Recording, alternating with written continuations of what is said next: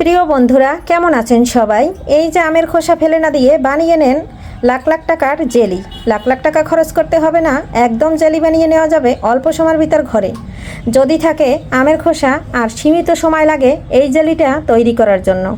আমি কিন্তু একদম পারফেক্টভাবে তৈরি করে নিয়েছি। আপনারা ওইভাবে আগার আগার পাউডার বা কর্নফ্লাওয়ার ছাড়া বানিয়ে নিতে পারেন পারফেক্টভাবে জেলি। আর এই জেলি বাজারে কিনতে গেলে অনেক টাকা লাগে। টাকা খরচ না করে একদম অল্প সময়ের ভিতর অল্প টাকার খরচ করে ফেলে দেওয়া জিনিস দিয়ে বানিয়ে নিতে পারেন মজাদার জেলি। তবে বন্ধুরা, কেমন লাগলো ভিডিওটি অবশ্যই জানাতে ভুলবেন না। আশা করছি আপনাদের কাছে ভিডিওটি ভীষণ ভালো লাগবে, তাই পুরোটা জুড়ে থেকে একটা খুব সুন্দর ছোট্ট একটা মন্তব্য রেখে যাবেন। কে কোথা থেকে দেখলেন সেটাও জানিয়ে যাবেন। আমি আছি ঢাকার থেকে, আর পাপড়ি আছি বরিশালের মেয়ে, ঢাকায় থাকি, তাই ঢাকার থেকে আপনাদের মাঝে ভিডিওগুলো শেয়ার করি। নমস্কার বন্ধুরা, সবাই কেমন আছেন? আমি পাপড়ি চলে আসলাম কিচেন অ্যান্ড ব্লগ থেকে আপনাদের মাঝে। আজকে করব আমের খোসার একটা মজাদার জেলি রেসিপি। আমের খোসা বন্ধুরা ফেলে দেন, ফেলে না দিয়ে তৈরি করে নেন হাজার হাজার টাকার বাঁচানোর জন্য জেলি। কারণ আমাদের জেলি কিনতে গেলে অনেক টাকা লাগে, আর আম তো আমরা সবাই খেয়ে থাকি। আমের খোসাটা ফেলে দেই, আর ফেলে না দিয়ে আমের জেলি তৈরি করে নেন। আমের খোসার জেলি খেতে কিন্তু দুর্দান্ত হয়। সকালের নাস্তার সাথে আমাদের বেশিরভাগই পাউরুটির সাথে জেলিটা ব্যবহার করা হয়। যে কোনো নাস্তার সাথে আমাদের অনেকে জেলি পছন্দ করে। তবে প্রথমে আমটা ছালিয়ে নিচ্ছি, তারপরে আমি খোসাগুলো দিয়ে জেলিটা তৈরি করব।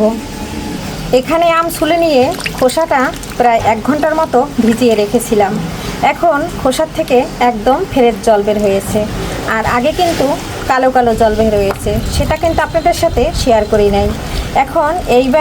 এখন আমি ধুয়ে চুলায় বসিয়ে দেব সিদ্ধ করার পরে তারপরে কিভাবে জেলিটা তৈরি করি সঙ্গে থাকুন।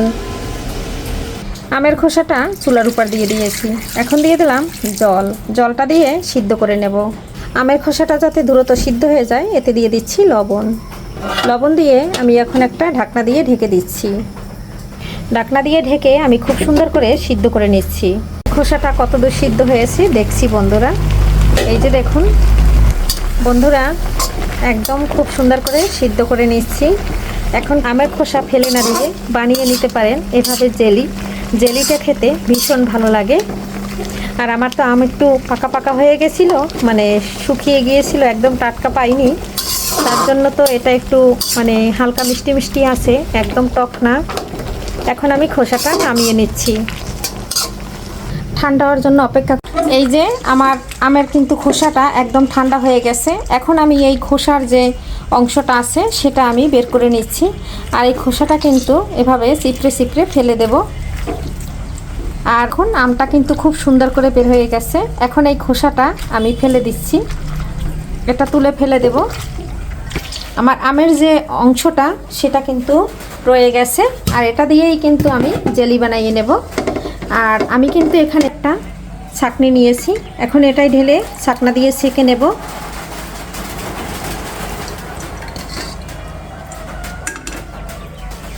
বন্ধুরা, এই যে ছাঁকনা দিয়ে ছেঁকে নিয়েছি, এগুলো কিন্তু আমার প্রয়োজন নাই, ফেলে দেব। আমি শুধু ওই যে জলটা নিয়েছি, বাটিটা মেপে নিচ্ছি এখানে কতটুকু আছে আর কতটুকু পরিমাণে চিনি দিতে হবে। প্রথমে 1 বাটি হয়েছে, আরও 1 বাটি হয়ে গেছে, এই যে 2 বাটি। তবে এখানে আমি এর সমান চিনি দিয়ে দেব। আবারও ঢেলে দিলাম এই পাত্রে উপরে। আর বন্ধুরা, এখানে কিন্তু 2 বাটি রস আমার, এর জন্য 1 বাটি চিনি নিয়েছি। এর থেকে বেশি আমি চিনি দেব না। জেলটা যদি বেশি মিষ্টি হয়ে যায় খেতে কিন্তু ভালো লাগে না, তাই আমি 2 বাটির জন্য 1 বাটি চিনি নিয়েছি। এখন আমি নেড়ে চেড়ে খুব সুন্দর করে এটা রান্না করে নেব। বন্ধুরা, এদিকে দেখুন একদম ফুটে উঠেছে। আর এখানে কিন্তু কোনো আগার বা কর্নফ্লাওয়ার কিছুই দেই নাই, শুধু দুই বাটি আমের রসের জন্য এখানে দিয়েছি 1 বাটি চিনি।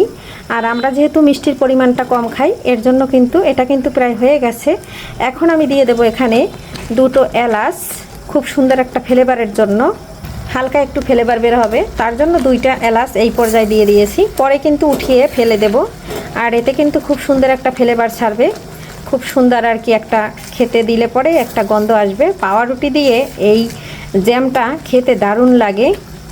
মিষ্টি জাতীয় জিনিসে আমি কিন্তু একটু লবণ দেই, এতে কিন্তু মিষ্টির ব্যালেন্সটা খুব ভালো থাকে। অনেকে কিন্তু মিষ্টি জিনিসে লবণ দিতে চায় না, আর আমি কিন্তু মিষ্টি জাতীয় জিনিসে অবশ্যই কিন্তু একটু লবণ ব্যবহার করি, এতে কিন্তু চিনির পরিমাণটা একদম পারফেক্ট হয়। আর আমার জেলটা কিন্তু একদম রেডি হয়ে গেছে বন্ধুরা, দেখে তো বুঝতে পারছেন যে কেমন হয়েছে। আর দেখতে যেরকম, এটা কিন্তু একদম অল্প সময় লাগে, শুধু আমের খোসাটা সিদ্ধ করে নিলেই কিন্তু একদম হয়ে যায়। আর এখানে কিন্তু আমি সামান্য পরিমাণে লবণ দিয়েছি। কী কারণে দিয়েছি এটা তো দেখতেই পারছেন, যাতে চিনির ব্যালেন্সটা খুব সুন্দর থাকে। আর আমের খোসা সিদ্ধ করার সময় যে লবণটা দিয়েছি সেটা তো আমের খোসার ভিতর অনেকটা মিশে গেছে, তার জন্য কিন্তু এখানে আমি আরেকটু লবণ দিয়েছি, এতে কিন্তু পারফেক্ট একটা টেস্ট আসবে। আর এখন কিন্তু আমার জেলটা একদম হয়ে গেছে। এই যে এটা কিন্তু বুঝে যাচ্ছে যে আমার জেলটা ফাইনালি কিন্তু হয়ে গেছে।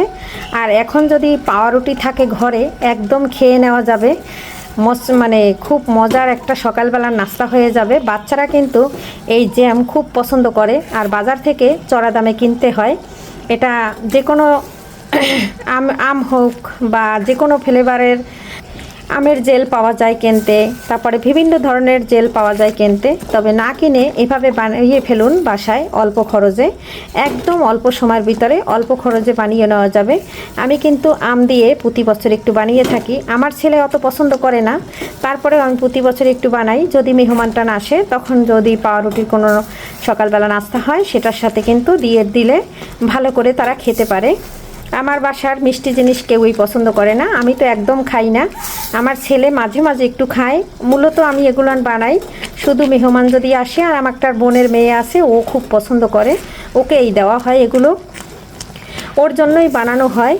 আর আমার বাসায় কেউ চিনিটা খায় না, এর জন্য আমি সবসময় চিনির পরিমাণটা একদম কম দিয়ে থাকি। তবে এখানে কিন্তু আমি পারফেক্ট অনুযায়ী দিছি। এই পর্যায়ে চুলার জালটা আমি নামিয়ে নিচ্ছি, চুলার জালটা অফ করে দিচ্ছি। আর আমার কিন্তু একদম হয়ে গেছে, এখানে কিন্তু কোনো প্রকারে অন্য কিছু আর লাগবে না। আর এটা কিন্তু নর্মাল ফ্রিজে রেখে দিয়ে অনেক দিন সংরক্ষণ করা যাবে, চাইলে আপনারা বছর জুড়ে সংরক্ষণ করতে পারবেন। আমি কিন্তু নর্মাল ফ্রিজে রেখে দেব, আমি যেহেতু পরিমাণে কম বানাইছি, এটা বেশি দিন যাবে না। আপনারা চাইলে যাদের বেশি লাগে তারা অনেক বেশি বানিয়ে নিতে পারেন। বন্ধুরা, এখানে আমি সামান্য পরিমাণে একটু ভিনেগার দিয়ে দিচ্ছি, কারণ ছত্রাকের কোনো ভয় থাকবে না। অনেক সময় আছে ঘরে রাখলে পরে একটু ছত্রাকের ভাব হতে পারে, কিন্তু সেটার কিন্তু আর কোনো ভয় থাকবে না। তাই আমি অল্প পরিমাণে বানাচ্ছি, তাই অল্প পরিমাণে ভিনেগার দিয়ে দিয়েছি। তবে এই পর্যায়ে দিয়েছি, এখন যেহেতু আমি আরও 2 মিনিট রান্না করে নেব। আর এলাচের ফ্লেভারটা কিন্তু খুব সুন্দর করে বের হয়েছে।